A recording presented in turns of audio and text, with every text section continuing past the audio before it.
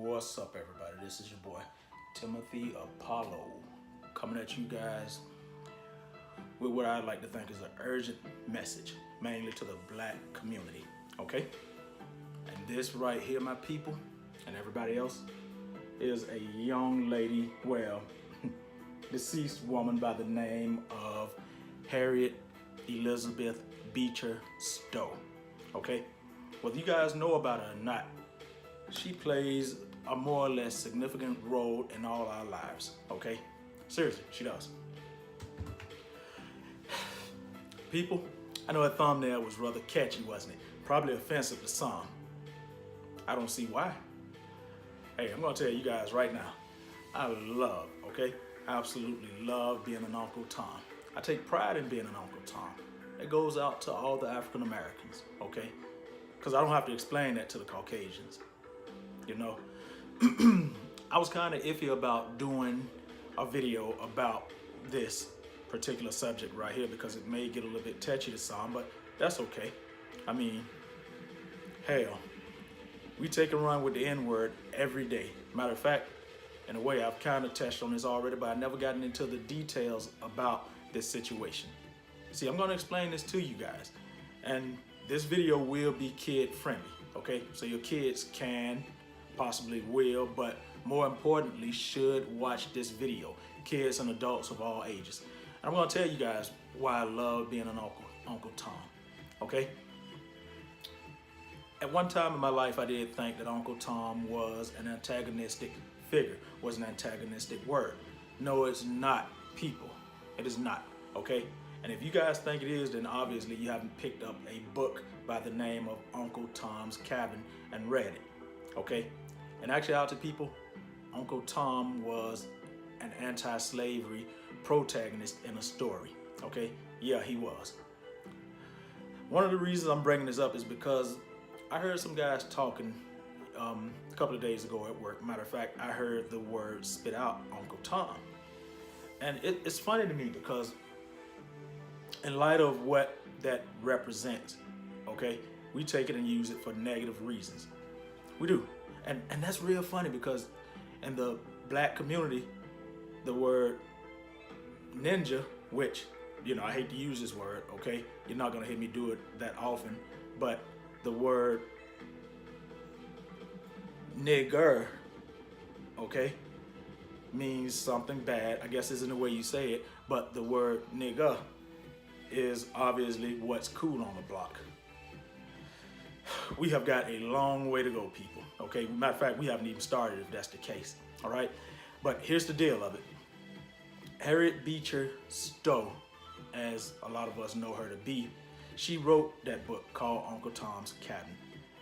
Harriet Beecher Stowe was an abolitionist, okay? She was an abolitionist, I'm sorry. She was, believe it or not, okay? She was against slavery. Uncle Tom was pro-black, believe it or not, okay? Uncle Tom is a good thing, okay?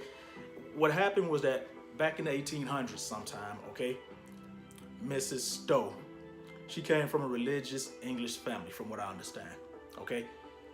She's an author of many, many books, okay? But Uncle Tom's Cabin is one of the most significant books that she published, okay? Now remember now, this is during the time of, you know, slavery or bigotry or, you know, whatever else was going on. You know, a little bit more bigotry than slavery. If you really want to look at it, we're still slaves today. Only difference is that we put ourselves in these chains and we hit each other with the whips, okay? But I'm not going to ramble. I have a habit of rambling and I'm not going to allow myself to do that today, people. Anyhow, she was an abolitionist and she wrote a book to uplift and promote African Americans, okay? An anti-slavery book, okay? And this book, she did not demoralize slaves. No, she didn't, okay? She wrote positive and uplifting, you know, things in her book. But it's sad today that we take the word Uncle Tom and we follow the negative influence from other people with it. Okay, it's negative propaganda which was spewed back in the early to mid 1800s about Uncle Tom's Cabin. Okay, imagine back then Everybody was for bigotry. A lot of people was for slavery. And then you got this one person who said, hey, look, no, it's not right. Okay? Not only does it demoralize, is it demoralizing to the African Americans, but as well as, hey, it's just not Christian. And remember, Miss Stowe came from a Christian background. So she wrote and published Uncle Tom's Cabin. Okay, now in the South, that wasn't a good thing. I mean, let's be real. These are a group of people who enjoyed the idea of slavery and everything else. Okay, so what happened was that they took her writings, they took her book. Okay, they took the word Uncle Tom and they put out negative propaganda. Okay, creating plays and other unlicensed material about Uncle Tom's Cabin to demean the idea of a pro-black slave. Imagine this: you own a business, you own a GameStop. Okay, you own a GameStop. You sell video games.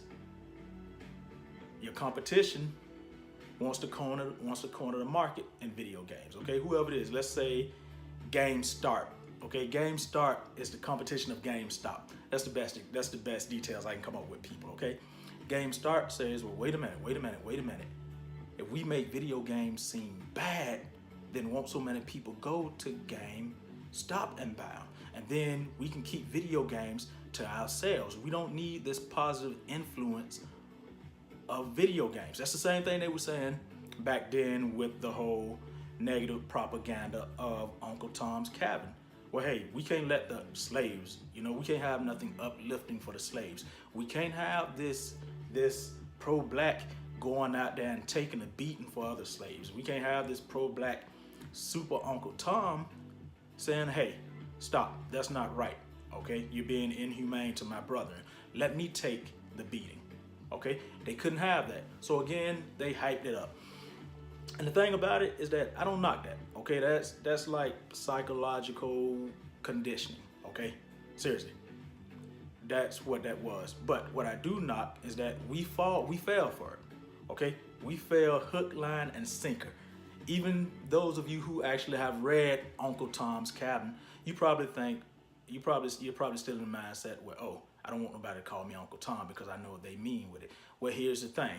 I think it's downright insulting, and it doesn't honor the woman who created this uplifting material for the slaves, okay? Who obviously, back then, as we all possibly knew, got bashed behind Uncle Tom's Cabin, okay? We take a word that's demeaning to our race. We use it toward each other, and we run with it. And we persecute other people who barely mention it. I don't know how many times I have to say this, people, but we don't own the rights or nothing to the N-word, and we shouldn't, okay? Bottom line is this, people. We have to read. We have to educate ourselves, okay? And at one time, I was a little bit shameful to say this, or shameful to admit it, but I learned the word Uncle Tom wasn't an antagonistic remark, didn't have antagonistic origins from a Caucasian man, okay? I mean, I worked for this terrible company one time. I'm gonna be honest with you guys. It was called Column, okay? And let me tell you, there was this one guy there, okay? I really didn't fit in because you had a lot of, people who just came in to get a check, of people of, I don't want to bash, but you had a lot of people who just didn't have that positive aura going about themselves. But a job is a job. I had this one man there, okay, this one guy there. His name was Robert, okay? And he pulled me to the side one day. He said, Tim, I've noticed that you really don't follow the rest of the guys. You sit by yourself, you eat by yourself, He says, why don't you dress like the rest of the fellas? And I'm not bashing, I'm just telling you guys the conversation.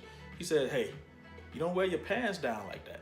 I said, honestly, no, I like to carry myself a little bit differently. Whenever, and Robert, he was a Caucasian male again. Whenever I spoke to Robert, I could speak freely.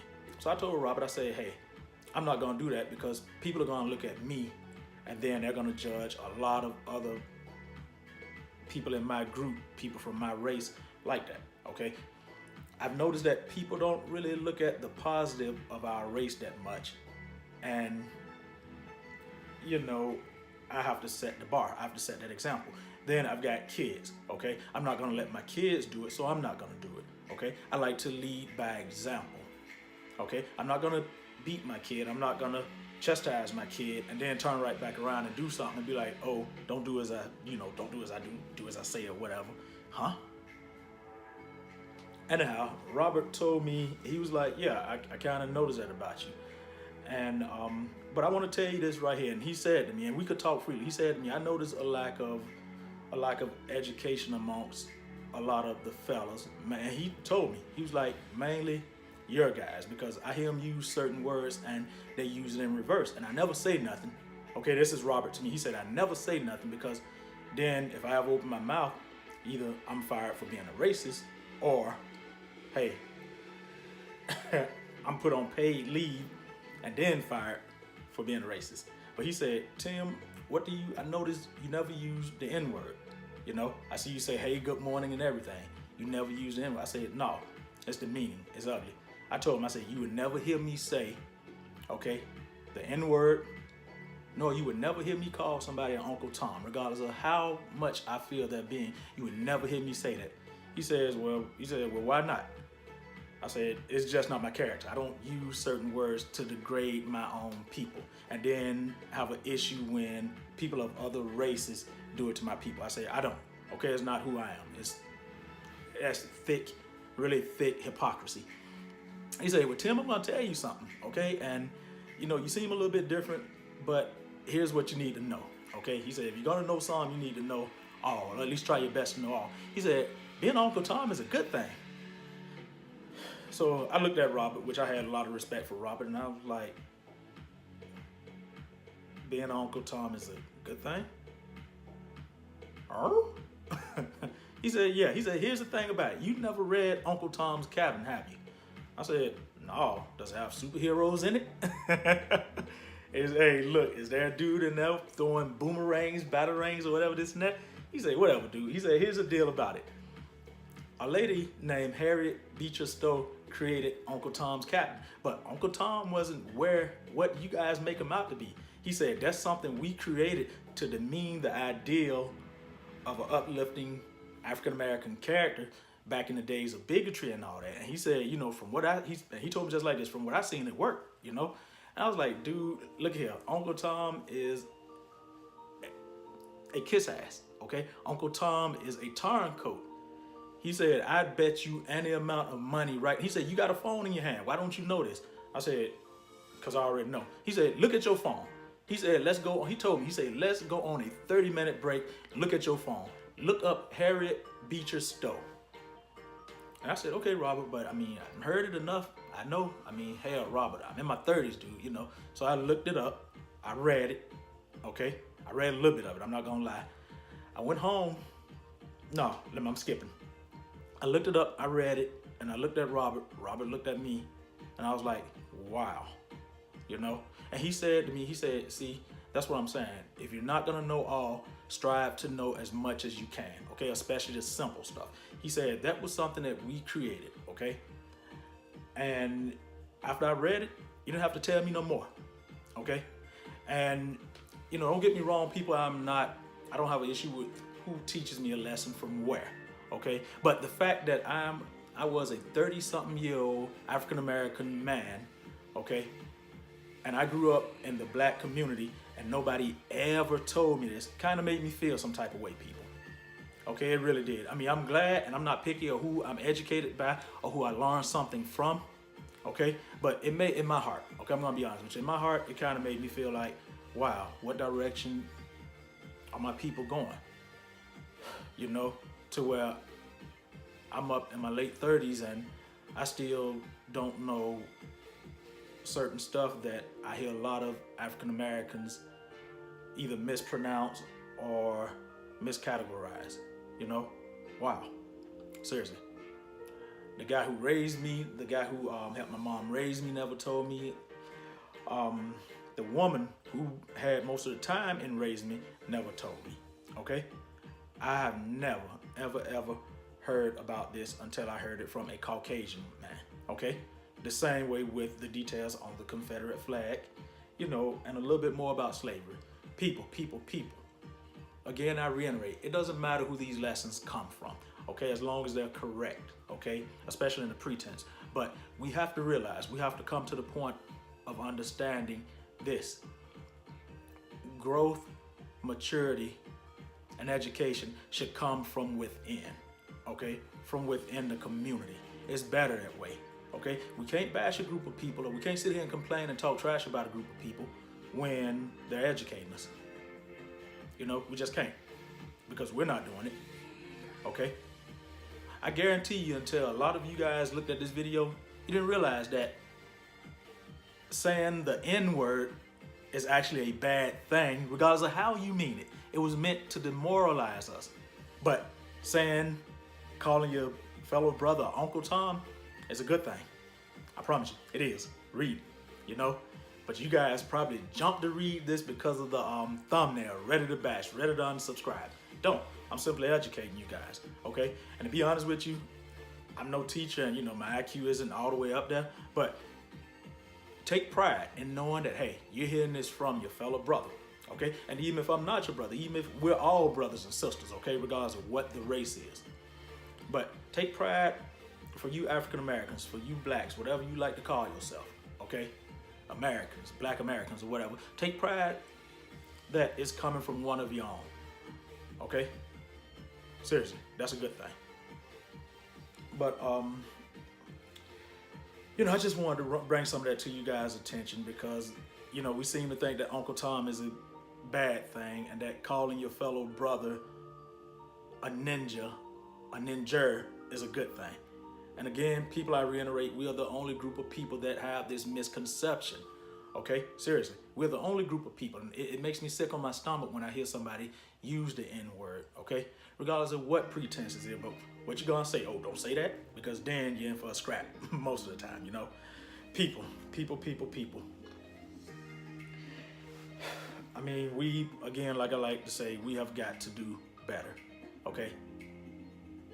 You know, you don't hear the Chinese calling each other derogatory racial slurs. You don't hear the Caucasians calling each other derogatory racial slurs.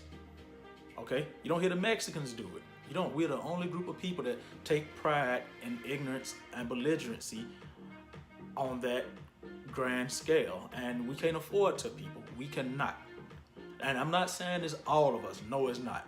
Okay? Me, myself, I like to consider myself pro-black. Okay?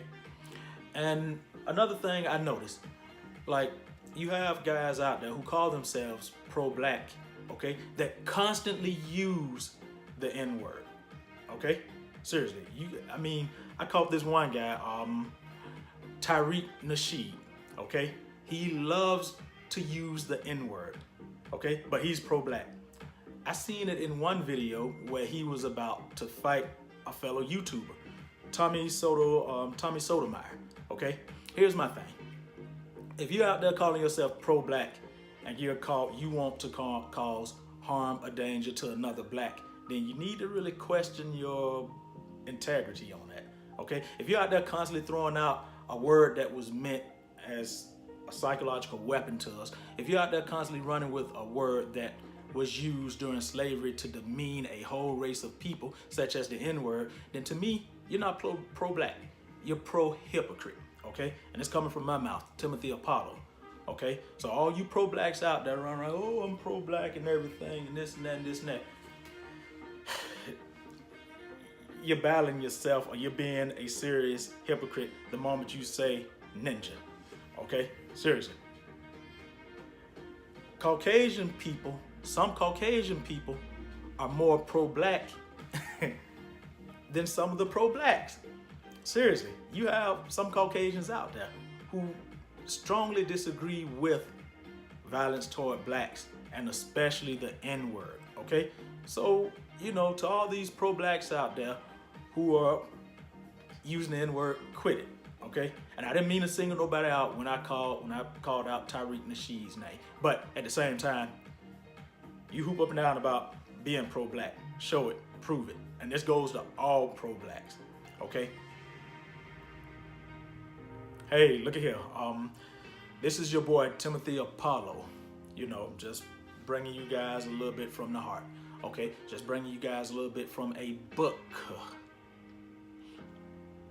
Like, subscribe, share. Okay, people, remember, in this time of great adversity, political turmoil, okay, moral decline, we have to do more than just amazing. We have to astonish them.